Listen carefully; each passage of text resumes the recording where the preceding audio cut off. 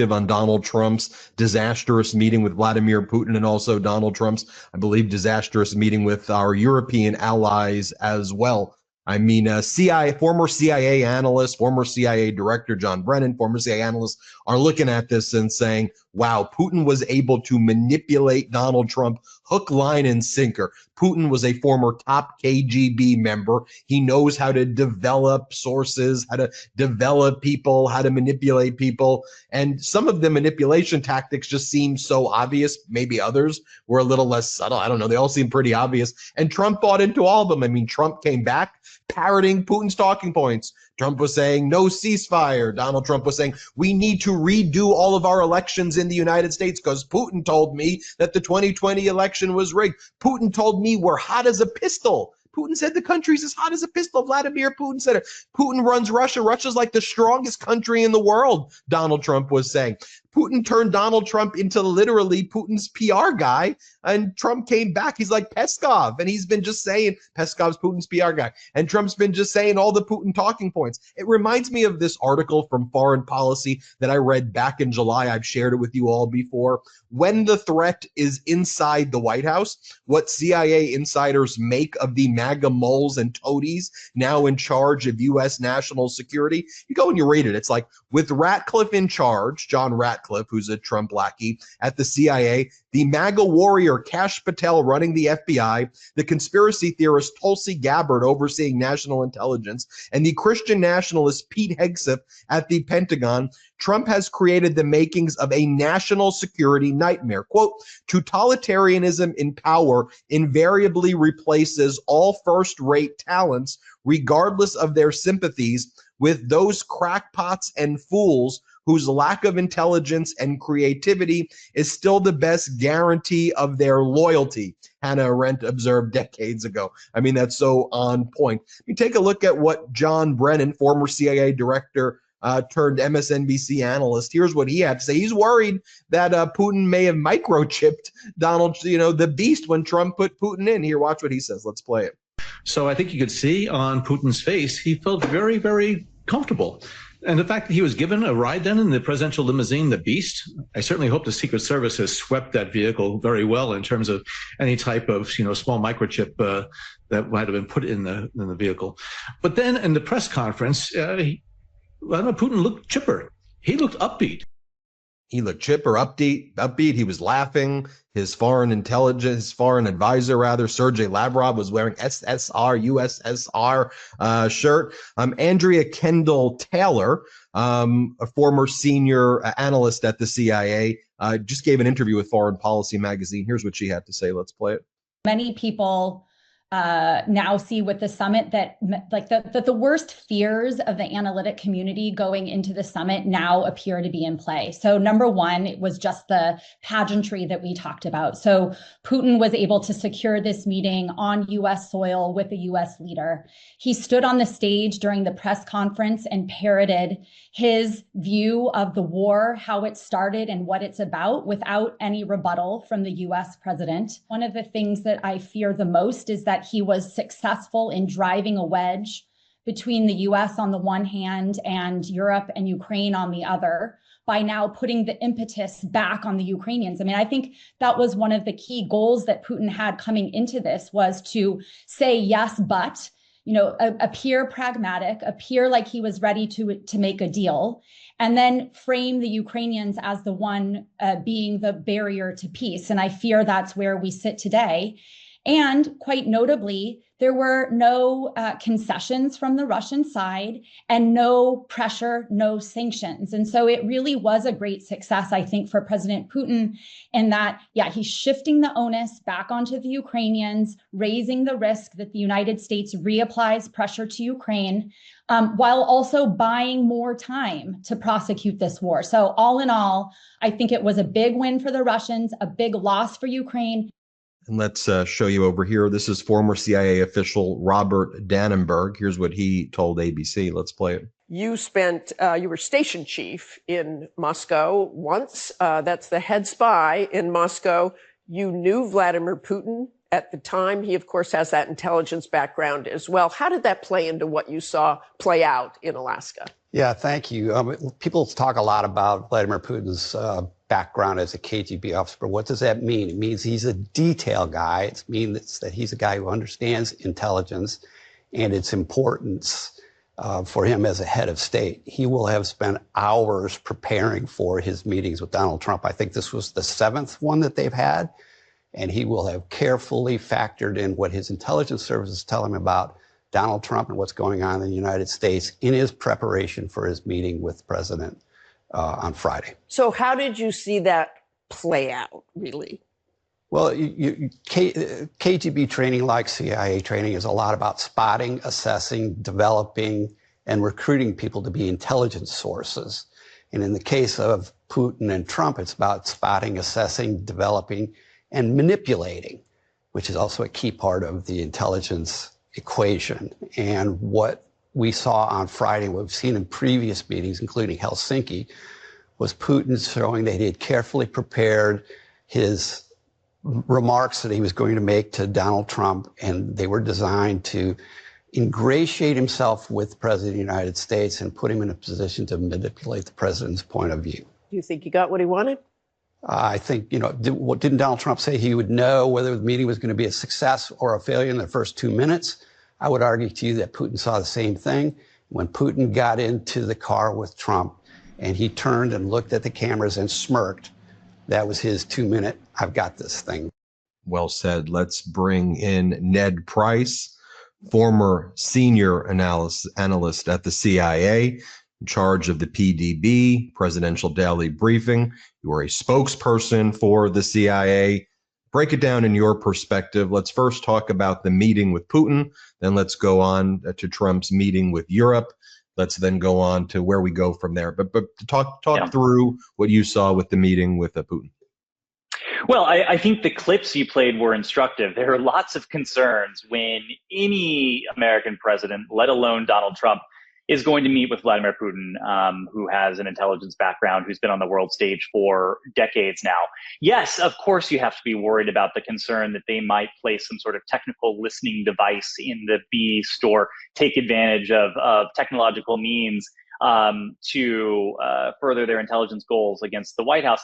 I'm actually much less concerned about that. Number one, how much are you going to learn from listening to Donald Trump rabble and the beast? But number two, I think this, more seriously, there's another tactic I think that Putin was prioritizing here, and it's less about surveillance and it's more about, as you heard from Rob Dannenberg, manipulation. That is really, as Rob was saying, the key skill that intelligence officers learn when they're going through their training, whether they're KGB, whether they're CIA, whether they're any other intelligence, worthy intelligence outfit the world over.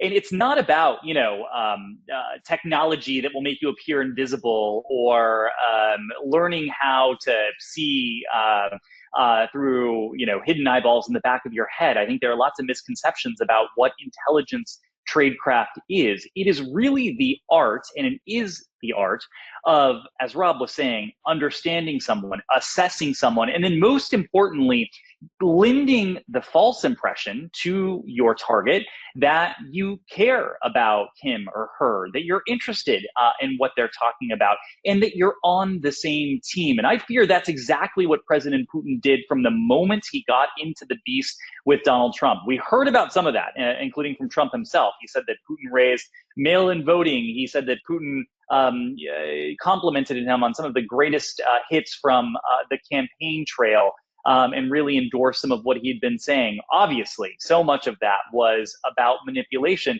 But then I think yesterday there was something really startling that hasn't gotten enough attention. President Trump was having a conversation with President Macron, and there was a hot mic. And President Trump sort of leaned over and said to President Macron, "I think Putin wants to make a deal. I think he wants to make a deal for me." Very clearly, Putin left Trump with the impression that, you know what, I like you, we can work together, let's do this together. But he also left, and I think this is the most important point, President Trump embracing not Ukraine's view, not Europe's shared view, but the Kremlin's view. If you remember, Ben, President Trump went into the summit on Friday saying essentially, if there's not an immediate unconditional ceasefire, won't be happy. Moscow will face the severe consequences they were supposed to have faced the Friday before, Trump's own self-imposed deadline, and I'll walk away in 2 minutes if I don't hear that. And then lo and behold, a couple hours later, the two men appear on stage together. President Trump has fully embraced President Putin's vision of a so-called peace deal. There was nothing to be heard or found of a ceasefire deal. And he was saying things like it's up to President Zelensky now to make peace. So President Putin was absolutely successful. He was most successful in the skills that he learned in the KGB, manipulating, bringing, and really cementing President Trump in his camp. And the whole setup, though, that Trump even did in Alaska seems to have kind of trapped himself, in addition to all of the tactics that Putin was going to deploy. When you rolled out the red carpet, when you had the American troops go on their knees to literally roll it out there, when you standed and started clapping, when they built the imagery around, peace or whatever the thing that it said behind him, Trump already, or anybody in that position who did that, put themselves in a position where you couldn't really extricate yourself like the threats were, because it looked like he was, just getting ready for his longtime girlfriend or overseas wife that he hadn't seen, and he brought it all out. And so the only rejection that could have happened in that public way was Putin rejecting him, just based on how he trapped himself in direct. That's just one of the things that was like, you're the worst negotiator. How could you even do a deal like this when you've given him the win of the environment, which is, I think, a major issue in planning just where it takes place. Huh? Yeah, it's such an own goal. Look, there have been a number of elements that have been useful to Ukraine in its efforts to defend itself against Russian aggression over the past several years. Number one was the diplomatic, economic isolation and pressure that Russia has felt. And just by inviting President Putin to U.S. soil, by feting him with this arrival ceremony that is not even reserved for our closest allies. Can you think of the last time? Has there ever been a time where there's been a B-2 flyover for any country, let alone one of our closest allies?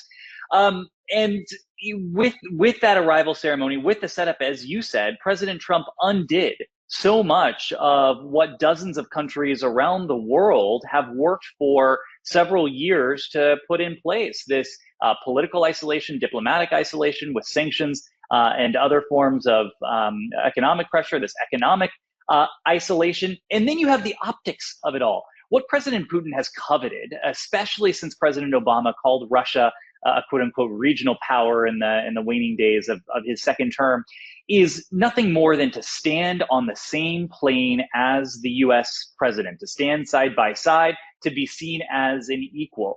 And in some ways, President Trump didn't make President Putin come off as an equal. He made him come off as a superior. Again, the pageantry, allowing him to speak first during the press conference, allowing him to set the rules for the press conference where they didn't take questions. President Putin got everything he wanted optically. He got everything he wanted in terms of the imagery. But again, I am most concerned that he got everything he wanted substantively, because he left Anchorage with President Trump firmly in his camp. Even after a day of engagement with the Europeans yesterday at the White House, President Trump hasn't moved off that Russian position. He continues to advocate for it to this very hour. That's why I always tell our audience here, let's take away the noise and focus on the facts. So in Alaska, was a ceasefire achieved? Because that's what everybody said the goal was. That's what Trump said the goal was. The answer is no. So then as you start looking at, well, what happened with Europe? Did Putin agree to a trilateral meeting with Zelensky and Trump? Well, That didn't happen. Did Putin agree to these Article 5 like guarantees is what the Trump regime is saying, and then that's being parroted by the media. Trump says Putin agreed to Article 5 guarantees where with either a NATO force or European soldiers in Ukraine. And Russia's out there saying pretty clearly in their media, no, we've never said that. We're not doing that. And they've never agreed to the ceasefire, as I said before. So I guess in some ways, too, it's concerning because I feel our media is complicit in continuing this Trump said, but not letting us know how dire it was, because I want to get your take on it. To me, the European meeting, from an American standpoint and our geopolitical interests, how could it be viewed as anything but like one of the biggest failures ever? Look, there's been a lot of fawning coverage of what happened at the White House yesterday. And if you grade on a curve, if you grade on the Trump curve, yes, it was a good meeting in the sense that President Zelensky was welcomed back to the White House. President Trump said nice things to him. He said nice things back to President Trump.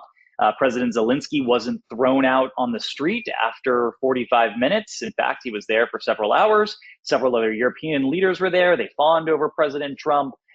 So in that sense, again, the imagery was good. It was certainly, when it comes to Ukraine, far better than what happened at the end of February. And if that's what we have to choose from, either February or yesterday, I'll take yesterday. I'll take yesterday any day. But when you, just as you said, take a step back and think about the facts, President Trump went into the meeting yesterday, coming off his meeting with President Putin in Alaska on Friday, embracing President Putin's proposal for a so-called peace agreement, rejecting the idea that the shooting needs to stop first in the form of a ceasefire, something that Europe and Ukraine have been unanimous and consistent in saying. And then at the end of the day, backing off what he had said previously, that there would be this trilateral between Zelensky, Putin, and himself, where at least President Zelensky would have some backup when it comes to meeting with the nuclear-armed neighbor that is in the process of invading him and killing his citizens. And by the end of the day, even that was off the table. And it was sort of, over to you, Volodymyr, to work with Putin, the guy who is every single day killing your citizens, to arrange this meeting. And if that works out, then, we'll have a trilateral. But when you look at the substance, President Trump has not moved. President Putin's positions have remained firm. And President Trump, despite all the happy talk in the room yesterday, was parroting exactly what President Putin has pushed on him. So, Ned, play this out, I guess, short term and long term. Yep. I've been telling our audience long term, our allies, who are essentially former allies at this point, are allies in name only. And it's sad to see this, how America's treated Canada, Europe, Australia. We won't even meet with Anthony Albanese of Australia, while Donald Trump will rush to meet Vladimir Putin. But I can go on and on and on. India, others. De-risking from the United States. I think we see what Rubio talked about, a multipolar world, although Rubio, I think, expected America to be one of the most powerful poles, but I think we're looking weaker and weaker. But I want to hear your assessment of the longer term. What about the shorter term? Like, how does Ukraine and Europe and the coalition of willing, as you see it, with all of this, with what Trump's can clearly easily get pulled back into with Putin. Yeah. What are they doing in terms of hanging on in their mind for the next 4 years? Do they take just a defensive posture, try to increase as many Russian casualties as possible, hope we get past these next 4 years, save as much of Donbass as you can, even with some incremental Russian advancement? What do you see the short term and then the long term situations developing? Yeah, well, first the short term, and I'll tell you my fear. My fear is that President Putin is again just playing for time, and his apparent rejection of a trilateral meeting, to me, is a data point. It's not dispositive, but it is a data point that he doesn't intend to meet with President Zelensky.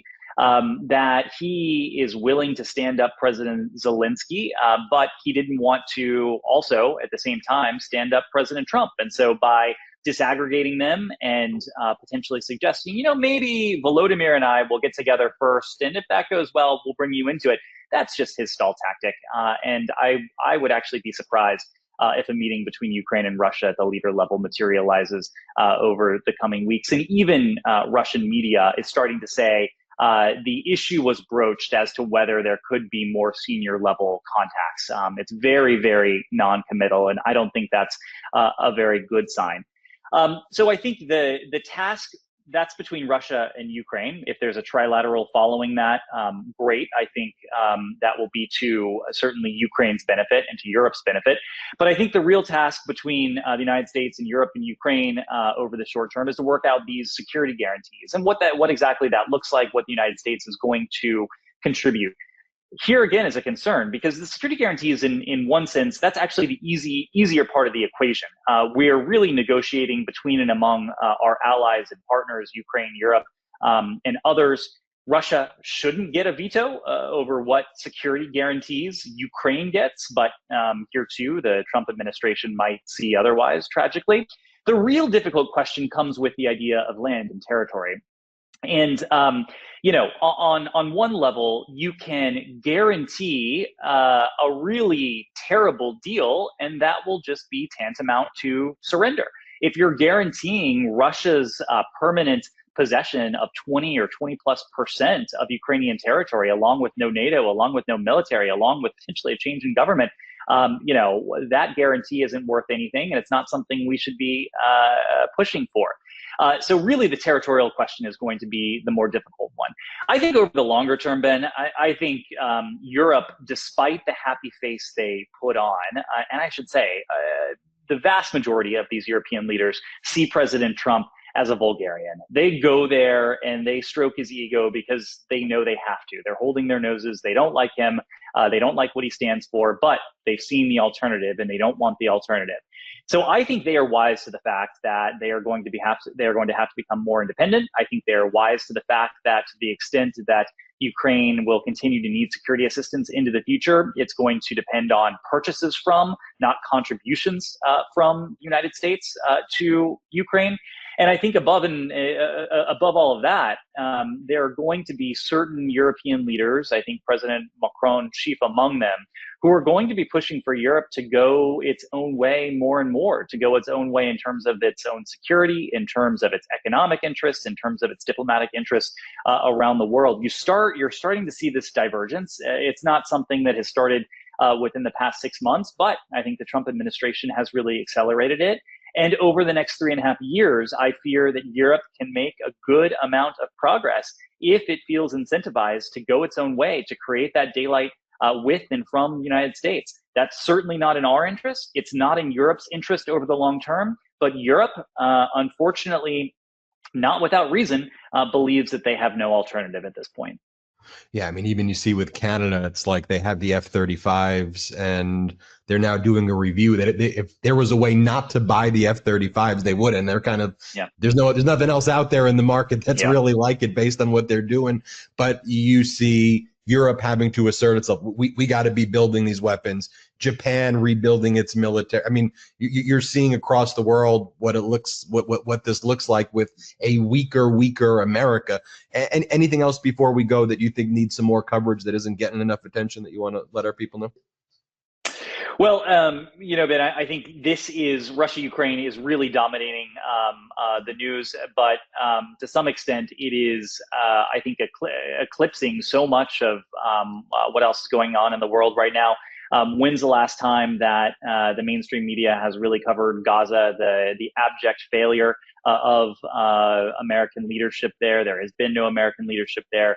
And, I think to some extent, President Trump really pushed for this showy, flashy summit on Friday.